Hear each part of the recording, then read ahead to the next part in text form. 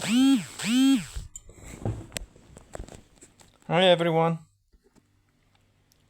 I want to talk about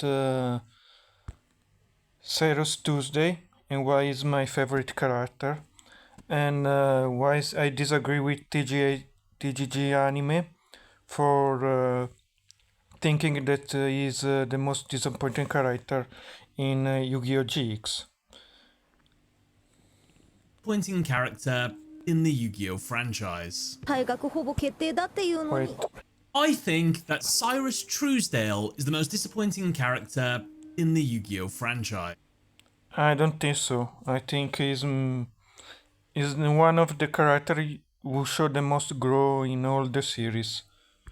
退学ほぼ決定だっていうのになんか言ったか？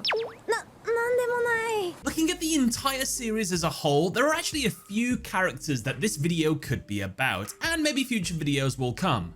However, if I had to pick the most disappointing, it's gotta be Cyrus.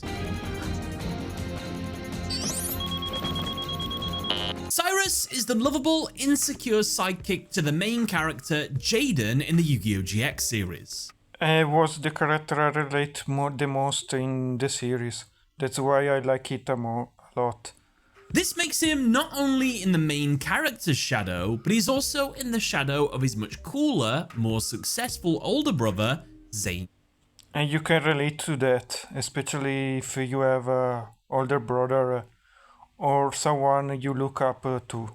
Truesdale. On paper, Cyrus has all the makings to be the perfect underdog story. He's in Slifer Red, the lowest of the low dorm. He undervalues himself and doesn't believe in himself. He is looked down upon by his older, more successful brother. And as well, he has a clear goal. He wants to get better so that not only Zayn can see him as a true duelist, but he himself sees himself And in the end, he did that. as a true duelist. And I'll be honest, this is a great contrast to Jaden. Jaden is a person who is determined and always throws everything he has at a situation. Cyrus, on the other hand, goes in with fear and doubt whether he can succeed. This contrast actually creates a perfect dynamic for a main character and best friend sidekick kind of journey they can go on. Jaden starts all the way up here. He's essentially perfect when he starts the series. However, he gets knocked down by quite a few pegs, only to have to build himself back. Not many of the protagonists of the Yu-Gi-Oh! Series grow during the arc, because they're already very good.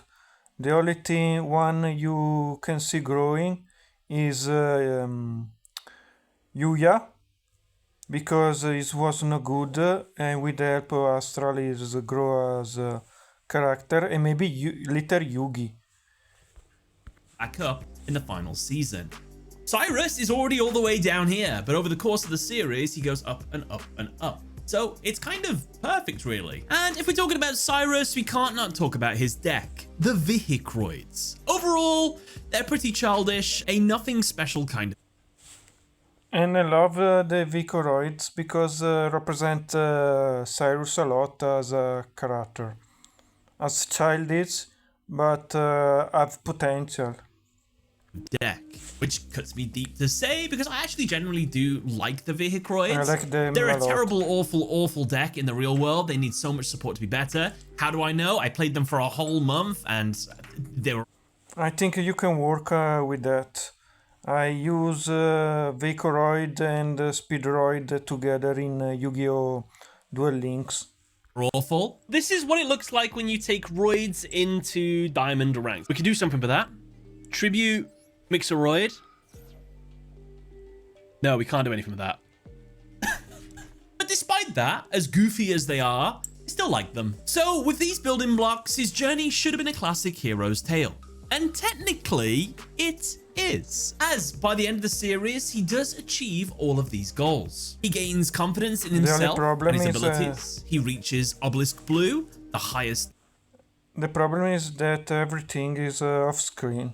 Storm becomes a pro duelist after the series ends, earns the respect of his brother, and gets a new, more mature deck, the Cyber Dark Roid deck.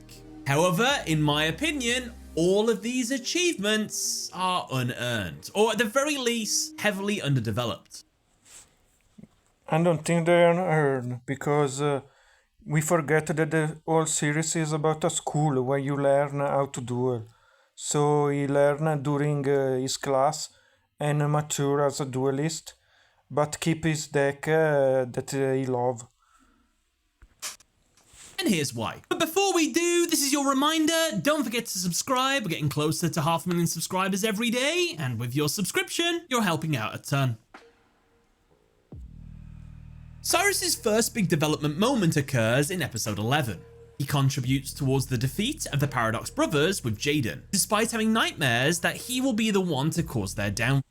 It was a very important moment for him as his grow as character. And use power bond was important for his backstory. Through the course of the duel, it's revealed that Jaden snuck power bond into his deck. Cyrus overcomes his self-doubt and then uses it to win a duel. This is a big deal as power bond is a card that, well, Cyrus has a lot of trouble past with. You see, it's a card that he and his older brother both wield, except when Cyrus used it as a kid, he misplayed with it so badly that Zane had to go over to the guy who was playing, pay him off with... I never understand why I have to pay the other character because he lost a duel. You shouldn't be important if you lose or win a duel. You should have fun, and that is the lesson of all of the GX series. Yu-Gi-Oh card. I will explain that in the end. And be like, this duel never happened. Talk about this to absolutely no one. And then after this, Cyrus basically regresses. He loses any confidence he has and says, I'm never going to use that card again because, you know, I messed up so badly. So him finally using these cards is a fantastic. I think he should have used it again and again and learn from his mistakes. Start. It's the beginning of his upward trajectory. A promise, if you will, of great character growth. But then we get 150 episodes of pretty much nothing. Cut to suddenly Cyrus. That's because he's not the protagonist, so anyone care about him. And this is a problem of the series, not of the character, I think. Is a better duelist than his brother. And I have to ask, when the hell did that happen? Now you're going to say to me, TGS, he went from... In the background, you have a duel when he passed to Rayello, and have a duel when he passed to Obelisk Blue. So the grow is there, but is in the background, nobody cares. A Slifer Red, and he managed to grow into a Ra Yellow, and then he got into Obelisk Blue. He literally progressed over the course of the series. Like, okay, but...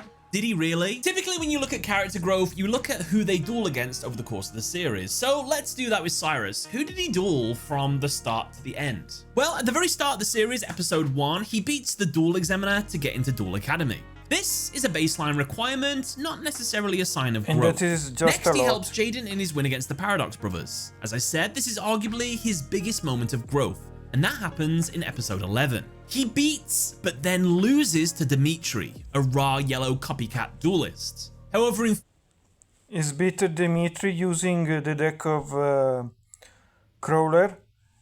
That there is a professor, and that is a growth.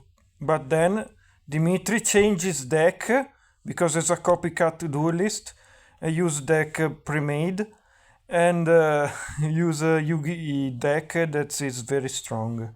Fairness, Dimitri did steal Yugimoto's deck, and we needed someone to lose to show how powerful this deck is. So unfortunately, it had was used as a stepping stone to show how strong it is. to be Cyrus here. So this loss, it's fine. However, we move on from this to his duel against Missy, who he beats. She is an Obelisk Blue student, and to beat her was his prerequisite to go into the Ra. And this is an important duel because she beat Obelisk Blue student. In theory, that's Obelisk Blue student is way stronger over as Lifer Red. So he show grow. The problem is a throwaway character, but that's not. Let's say, in the context of the story, that's not important Because if you think the story is someone who learn and grow, then the victory is important anyway. Our yellow dawn. This should be a huge moment, but it's a Exactly. hollowed victory. Missy? Who the hell is this person? We never saw her before. We never really see her afterwards as well. This is But it is cool. There is a ton of character and student in that school. We don't see all the duels. opponent is pretty much a faceless obelisk blue student, a character we've never met. So the victory just feels completely unearned. But let's be fair, I guess. Yu-Gi-Oh! GX is one of those series that does have a lot of just one-note characters. They jump in, do a thing, and then they're gone. He's from a the school. series. So, I mean, They're a Jaden played student. against a lot of them, so we're not discounting that, but still, if it was someone more meaningful, maybe then. After this, though, things get weird. He duels against Hasselbury for the right to call Jaden his true big brother. He does win this, but only because Hasselbury froze the duel at the last minute. And to be fair, this duel He threw the duel, that's true. But in the end, they should have be a draw in the end. And the strategy he used was very interesting and show improvement. Anyway, would have only ended in a draw if things had have carried Exactly. on. But the fact that he couldn't handedly defeat Hasselbury means he's not really better than Hasselbury. This is It's further the same cemented level, in but their it's next draw. duel, as Syrus and Hasselbury do a tag team duel against the villains Frost and Thunder, minions to Sabrina, Sartorius' sister. And guess what? They lose. but they lose Don't know together. why they couldn't have won this one, but this was the first like villain test. So my theory is if you've got a main character and they have to deal with every single problem that comes up in the story, every single fodder enemy and every single main villain, then your side cast isn't really contributing too much. And then with Yu-Gi-Oh! GX, like this is like their first opportunity to deal with a smaller threat, and they mess it They up. should win. That's not great. After this, the Gen X tournament happens, and Syrus is now apparently a much better duelist. He goes on a winning streak against a bunch of no-name Obelisk Blues. This winning streak, though, comes to a screeching halt when he faces his brother's And I think this is a very important duel because he's facing the person he look up to, his brother, and he used a very interesting strategy to survive knowing his brother deck. Zane. Now, this is a controversial duel. I'm not a huge fan of edgy Zane, but Zane is being a bit of a prick here, and Syrus has come to free him from his dark persona, only for it to be revealed he's not being possessed by anything. This is just the new Zane. Cyrus do his So best it's in this such a duel. shame that Syrus loses here. He wasn't able to save his brother, and he wasn't truly able to prove that he had grown stronger than his brother, or Was about to win in the end, if not for the fusion. to the same level at any case, because I do personally think that Zane handedly defeated him, despite how well Syrus played in that duel. And by well, I mean he defended very well. He had set up contingencies for the onslaught that Zane did, but it wasn't enough to He worked up for that duel. on the offensive and win the duel. I will give it to Syrus. This duel does show how much more confident and how much more he has improved. Zane is one of the Yes. best duelists in the show after all, so this loss I'm okay with. And after all, there'll be more opportunities for Syrus to show his improved that's the abilities. problem. This could be the catalyst for even more growth. We didn't see Right? him anymore. Well, no. When the Dark World arc occurs, Siren doesn't duel at all, but he is set up for a major character arc. His friends are all sent to the stars, killed, and his best friend Jaden becomes the villainous Supreme King, causing Syrus to lose faith in him. Meanwhile, Zane has a final climactic duel and dies. This arc presents so many opportunities for growth for Syrus, yet for the whole time he just stays as a objective observer in the background. He just watches things occur. And in the end, who is it to finally free Jaden from the Supreme King's grasp? Axel. Is it Cyrus Truesdale, who has observed all these things and has grown as a duelist? No, it's Axel Brody, another side character. It's cool, it's nice that they gave this character a cool moment, But shouldn't this have been Syrus? After this, we don't see Syrus duel again until the final season when he's officially promoted to an Obelisk Blue off screen. Zayn, back in the living world, has a heart attack and so can't duel with his Cyber Dark deck anymore. Syrus inherits it. He combines it with his Vehicroid deck to make his...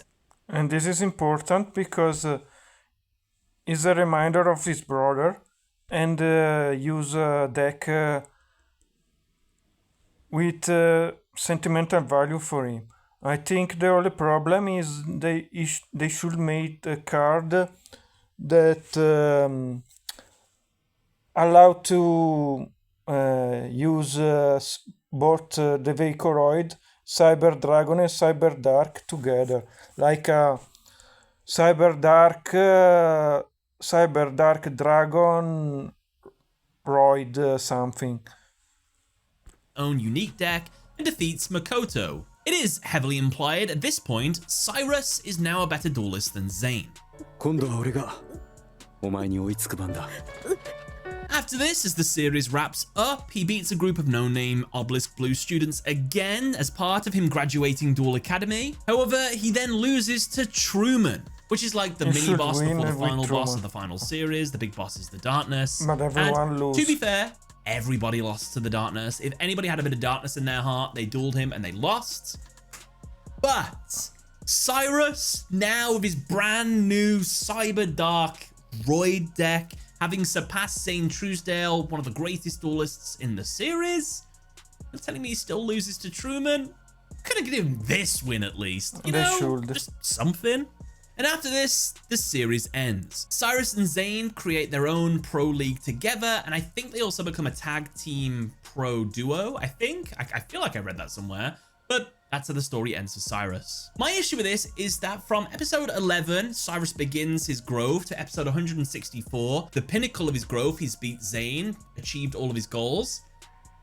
There's a lot missing here. He never really defeats anyone meaningful.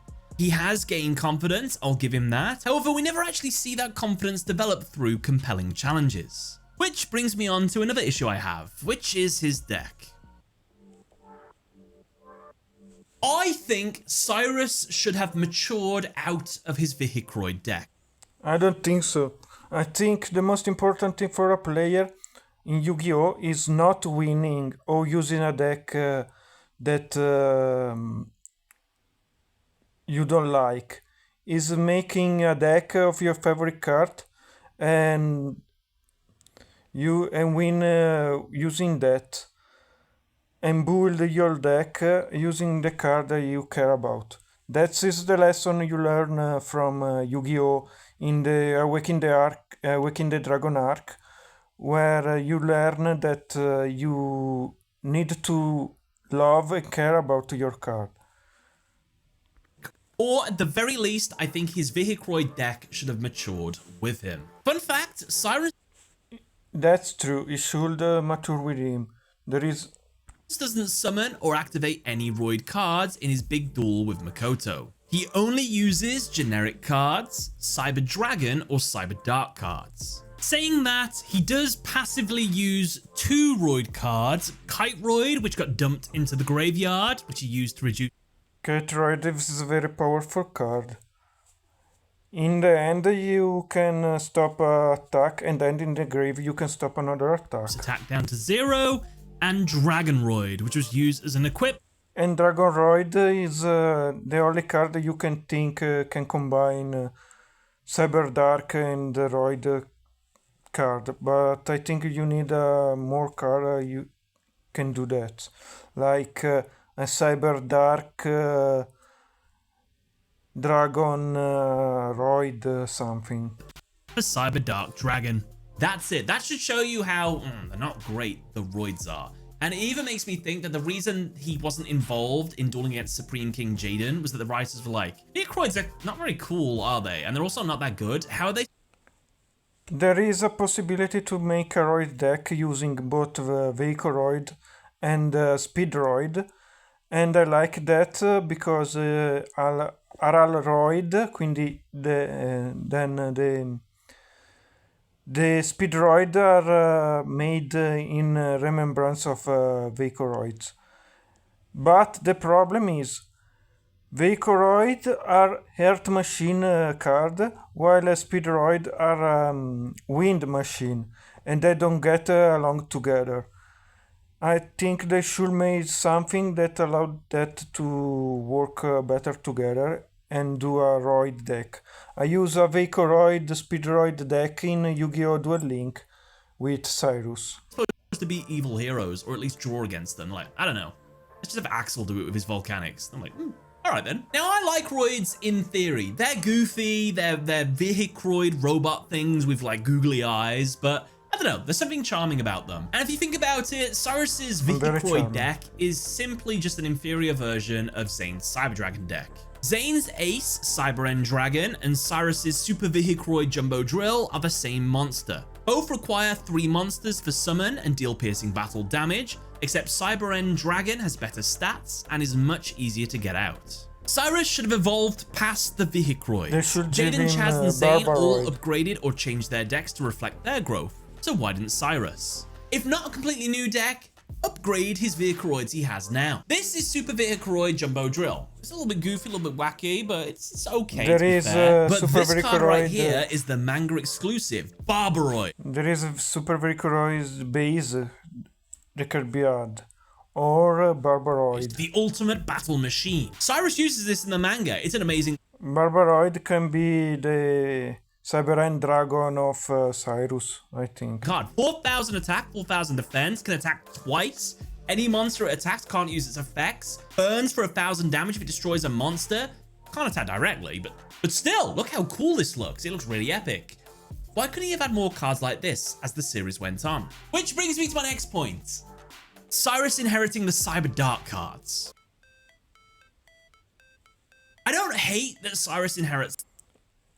I love that Cyrus inherited the card from his brother, and not only that, but show how to use the Cyber Dark Dragon without get corrupted by it, and that is more important because Cyrus' personality is very kind, is very sweet, and the Cyber Dark, it was always think about a dark deck, a evil deck. The principal of the school, of the GX school, I don't remember the name, have to seal the Cyber Dark Dragon because of this power and the corruptibility of that deck. Cyber Dark cards. I just think it wasn't foreshadowed anywhere near enough as it should have been. It feels unearned because I wish I would have seen something like Cyrus maybe spotting a strategy Zane missed with his Cyber Dragons or Cyber Darks. Or even better, it would have been cool to see Cyrus take over a duel for his brother. I think Cyber Dark and Vehicoroid, Cyber Dragon and Vehicoroid can be used with Chimera Tech because are machines, so you can use a Chimera Tech Dragon. When Zane's heart condition flared up. For example, Zane versus Yubel. This is my favorite duel in the entire Yu-Gi-Oh! GX series. It's so cool. It's animated so well. There's some absolutely amazing moments. Zane doesn't actually use his Cyber Dark cards in that duel. He mainly relies on his Cyber cards. And the moment where Yubel is bricking her pants, when Zane gets out the 16k attack, Cyber End Dragon, but then he dies. It's such a beautiful moment. I wouldn't change anything. But if we're going to rewrite the story just a little tiny bit for Cyrus character development, what if Zane doesn't lose the duel after getting that 16,000 attack? I think in that point, Cyrus could get the Cyber Dragon and Cyber Dark, mix the deck, and duel and win against Yubel. Point Cyber End Dragon. It still disappears, it goes off the field, but Zane still has a little bit of life points left. He doesn't take enough damage to kill him from the power bond attack, but it's enough to make him have a heart attack and collapse. Cyrus runs in, I'll do this for you, brother, takes his duel disc and carries on the duel. Zane stays just enough alive to see his brother duel in his place, and that's like the big "you've surpassed me now" moment, or at least I think you can wield my deck better than I ever could, and that could be believable. And I think it's important that Cyrus is the one to move into the Cyber Dark cards, because Cyber Dark cards didn't appear at all in that duel. Now with Syrus at the helm, somehow replenishes his hand and then starts dueling with the Cyber Dark cards, and we get a completely epic duel. The problem with this, of course, is you can't really defeat Yubel here. I mean, if you're going to defeat Yubel Jesse, Syrus is a good one to do it with, because he could be the one to free Jesse, old best friend, saving the new best friend of Jaden, and then Jaden just has to defeat Yubel, the real Yubel. Like, that could have been a nice little side character moment to give them as well. I mean, you could just end the duel in a draw, but the next duel ends in a draw as well, so it's like, not too sure about that one. But that's my theory of how you get a bit of foreshadowing of Syrus absorbing Cyberdark cards into his deck. And I just want to mention this. If you're going to give Syrus Cyberdark cards, don't mix them with the Vehicleroids. These two things... The Vehicleroid are his card, and the one you represent him as a character and a person. You shouldn't lose your card that you love, because you have a better deck. And Syrus is the opposite of Chad. Chad keep changing his deck, making more powerful, and learn that the power is not important, thanks to the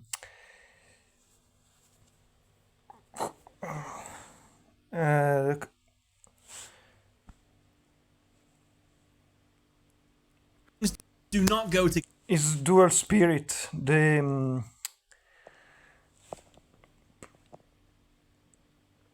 Ojamas.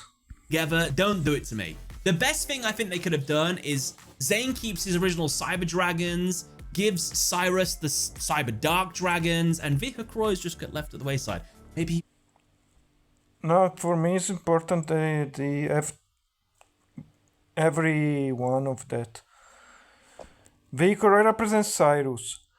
Cyber Dragon represent the bond with his brother, and the Cyber Dark show Cyrus you can use dark card for good.